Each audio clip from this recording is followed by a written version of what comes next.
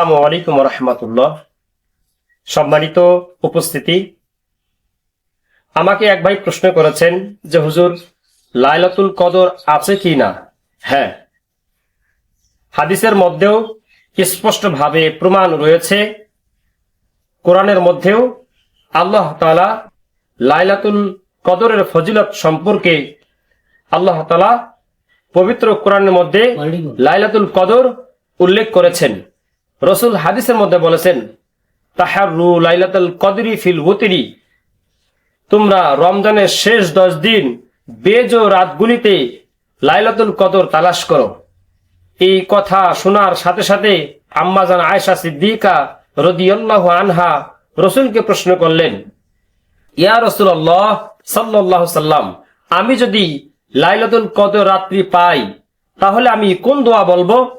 রাসূল খুব সুন্দর করে তার উত্তর দিলেন, খুব সুন্দর করে তাকে বললেন, কুলি আল্লাহুম্মা ইন্নাকা আফুউন তুহিব্বুল আফওয়া ফাফু আন্নি।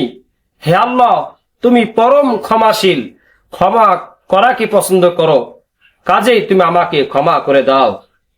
লাইলাতুল কদরে রাসূল কারীম সাল্লাল্লাহু আলাইহি সাল্লাম কি আমল করতেন সে সম্পর্কে রাসূল অন্য হাদিসের মধ্যে বলতেছেন, স্পষ্টভাবে বলেছেন, ইদা দাখালাল আশরু সাদ্দা মিজারহু, যখন রমজানের শেষ 10 দিন আসে তখন রাসূল কারীম সাল্লাল্লাহু আলাইহি সাল্লাম তার কোমরে লুঙ্গি মজবুত করে বেঁধে নিতেন এবং নিজে রাত জাগতেন, ঘরের পরিবারের লোকদেরকেও রাত জাগাতেন। এর দ্বারা বোঝা যায় যে শুধু নিজে জাগলে চলবে না, পরিবারের লোকদেরকেও আমলের প্রতি উৎসাহিত হইতে হবে। এ কারণেই আল্লাহ তাআলা অন্য আয়াতের মধ্যে বলছেন, কু আনফুসাকুম ওয়া আহলিকুম নার, তোমরা নিজেরা জাহান্নামের আগুন থেকে বাঁচো এবং পরিবার লোকদেরকেও জাহান্নামের আগুন থেকে বাঁচাও। আসেন, লাইলাতুল কদরের ফজিলত জেনে, মাসআলা জেনে আল্লাহ তাআলা আমাদের সবাইকে সঠিকভাবে রাসূলের হাদিসের উপর আমল করা তৌফিক দান করেন। আমিন।